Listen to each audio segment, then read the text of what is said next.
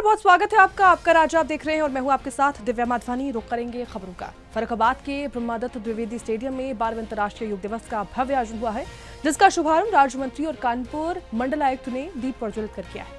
देखिए, कार्यक्रम में डीएम डॉक्टर अंकुर लाठर, साथ ही एसपी आरती सिंह, सांसद मुकेश राजपूत और विधायक सुरभि गंगवार सहित हजारों लोगों ने भाग लिया है। मुख्य अतिथि राज्य मंत्री प्रतिभा शुक्ला ने योग को जीवन का हिस्सा बनाने की अपील की है।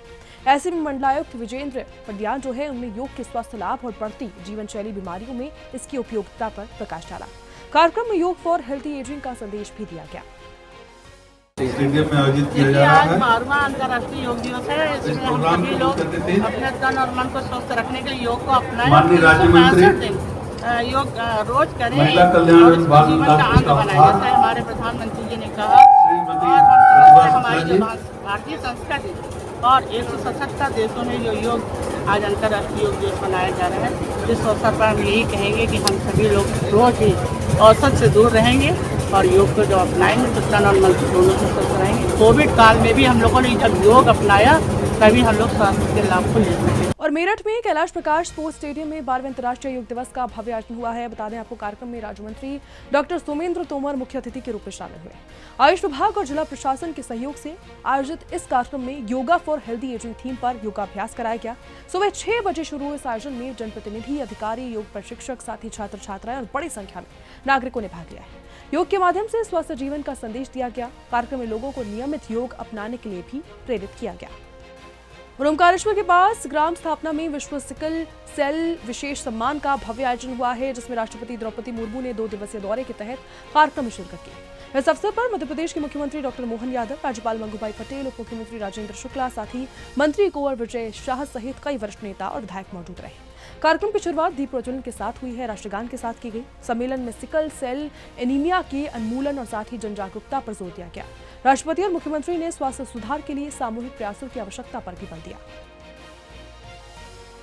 संभल में प्रस्तावित थम तीर्थ के विकास को लेकर महत्वपूर्ण प्रगति हुई है। आपको बता दें, शुरुआत रात तहसीलदार शुक्रवार को धीरेन्द्र कुमार सिंह की मौजूदगी में मोहल्ला हल्यू सराय स्थित रजिस्ट्री कार्यालय में भूमि का पहला बेनामा पूरा किया गया है।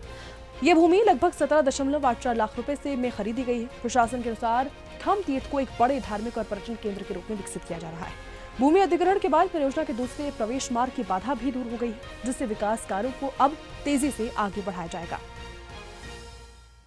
ये अच्छा कार्य है शहर के लिए। एक बीच शहर में एक अच्छी चीज बन रही है। इससे हमारे शहर का विकास होगा और सरकार ने भी बहुत इसमें बढ़ चढ़ करके सहयोग दिया है। शहर वासियों को लिए एक बहुत बड़ी उपलब्धि है। ये एक तीर्थ का उद्धार होगा, इससे हम लोगों का भी वो होगा। इसलिए सोचते हुए हमने भी सहयोग करा। सबसे पहले तो संभल के निवासियों को बहुत बहुत बधाई कि उन्होंने आज 2 साल से जो अपनी मुहिम शुरू की, आज वो मुहिम जो है चरितार्थ हुई। पहले आज यम तीर्थ के पक्ष में पहला बैनामा कराया गया।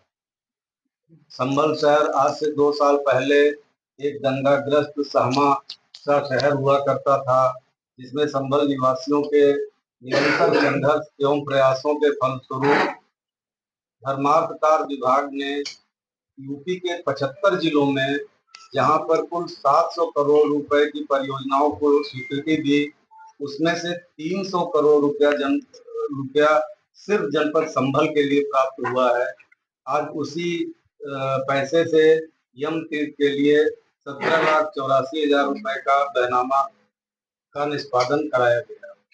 इस तरह से यह एक प्रारंभ है और इसके अंत तक आते आते संभल शहर अयोध्या और काशी और मथुरा के समकक्ष खड़ा हुआ नजर आएगा।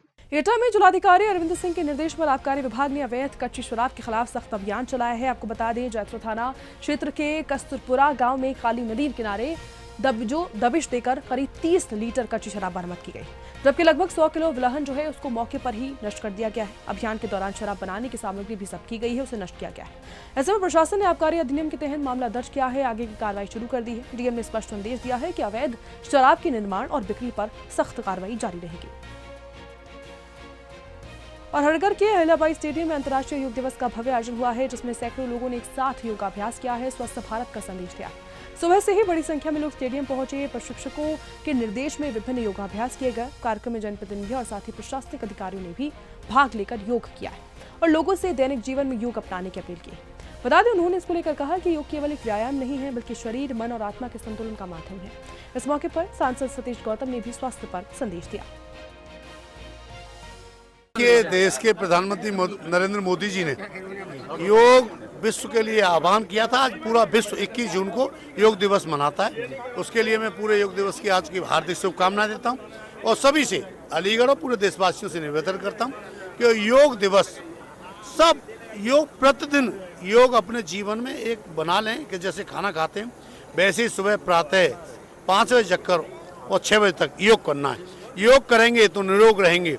जैसे ये मान के चलें कि ये जैसे योग आवश्यकता है, जैसे अन्य आवश्यकता है, वैसे ही जीवन में योग भी आवश्यकता है। सांसद जी, आपकी फिटनेस को पूरा हरिगढ़ जानता है। आप जितना फिटनेस पर ध्यान देते हैं, यहाँ पर आप योग पूरे उत्साह के साथ प्रधानमंत्री मोदी के साथ कर रहे थे। जी। लोग ये जानना चाहते हैं कि आखिर फिटनेस का राज क्या है।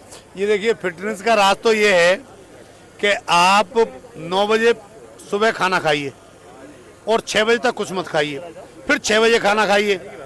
ये जो बीच की फास्टिंग है उसे रखिए, आपका व्रत भी हो जाएगा और आपका खाना पच जाएगा। हम लोग क्या करते हैं, खाया फिर बिस्कुट दे दिया, उसने खा लिया, बादाम खा लिया, वो मशीन चलती रहती है रेगुलर, वो नहीं चलनी चाहिए। और आपका, मैं कह रहा हूँ, मोटापा 1 महीना करके देख ले। ये डॉक्टर दीक्षित महाराष्ट्र से आए थे, माननीय प्रधानमंत्री जी ने बुलाए थे, उन्होंने ये हमें सबको ज्ञान दिया, उसको ग्रहण करके और अक्षय कुमार का इंटरव्यू देखकर ये हमने ग्रहण किया। तो देखिए, ये थे हमारे साथ हरिगढ़ सांसद सतीश गौतम जी, जिनका कहना है कि सभी को योग करना चाहिए और निरोग रहना चाहिए। वीडियो जर्नलिस्ट कमल सिंह के साथ दिवाकर दीक्षित, सुदर्शन न्यूज, हरिगढ़। अमेठी तहसील परिसर में उस समय अफरा तफरी का माहौल पैदा हो गया जब नाजिर कार्यालय के जर्जर भवन का प्लास्टर अचानक से भरभरा कर किया गया है। इस हादसे में शिवानी, साथ ही उसकी 2 वर्षीय पुत्री और एक अन्य व्यक्ति घायल हो गए हैं, जबकि एक महिला की हालत अभी गंभीर बताई जा रही है। घटना के बाद से मौके पर मौजूद अधिवक्ताओं ने घायलों को अस्पताल पहुंचाया, जहां उनका इलाज जारी है। अधिवक्ताओं ने प्रशासन से जर्जर भवन की तत्काल मरम्मत कराने की मांग की है, ताकि भविष्य में इस तरह की घटनाओं को रोका जा सके। बेतिया स्थित गवर्नमेंट मेडिकल कॉलेज अस्पताल में इलाज के दौरान प्रसूता की मौत के बाद परिजनों ने जमकर हंगामा किया है। देखिए, परिजनों ने चिकित्सकों और नर्सिंग स्टाफ पर इलाज में लापरवाही और मारपीट करने का गंभीर आरोप लगाया है। वहीं मौके पर पहुंचे पुलिस बल ने स्थिति को नियंत्रण करने का प्रयास किया है। परिजनों को कहना है कि भर्ती के दौरान प्रसूता की हालत बिगड़ गई थी, लेकिन समय पर उचित इलाज नहीं मिला। इस घटना के बाद अस्पताल परिसर में अफरा तफरी का माहौल पैदा हो गया और करीब 2 घंटे तक तनाव की स्थिति बनी रही। मुंगेर में भारतीय जनता पार्टी जिला इकाई द्वारा वरिष्ठ नेता, पूर्व सांसद और पूर्व मंत्री स्वर्गीय जगदम्बी प्रसाद यादव की 24वीं पुण्यतिथि श्रद्धापूर्वक मनाई गई। कार्यक्रम का आयोजन जिला महामंत्री अंबर द्वीप जो हैं जितेंद्र सिंह के आवास पर किया गया, जिसकी अध्यक्षता जिला उपाध्यक्ष शंभू शराय सुराय ने की।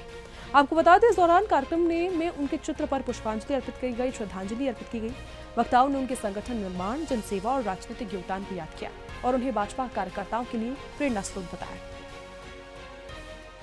स्वर्गीय जगदम्बी बाबू के पुण्यतिथि के निमित्त आज भारतीय जनता पार्टी के जिला के महामंत्री आदरणीय हमारे सम्मानित भाई अमरीश चंद्र सिंह उर्फ डिक्की जी के आवास पे हम सभी एकत्रित हुए हैं और हम लोग जगदम्बी बाबू के 24वां पुण्यतिथि पर उन्हें अपनी श्रद्धा सुमन अर्पित करने हेतु सभी हम लोग भारतीय जनता पार्टी के कार्यकर्ता, सामाजिक सरोकार से संबंधित सभी सम्मानित व्यक्ति, इस शहर के गण्यमान्य लोग और मातृशक्ति उपस्थित हुए हैं। और कैमूर के मोहिनिया थाना परिसर में मुहर्रम पर्व जो है उसको लेकर शांतिपूर्ण और सौहार्दपूर्ण तरीके से संपन्न कराने के लिए शांति समिति की महत्वपूर्ण बैठक हुई है।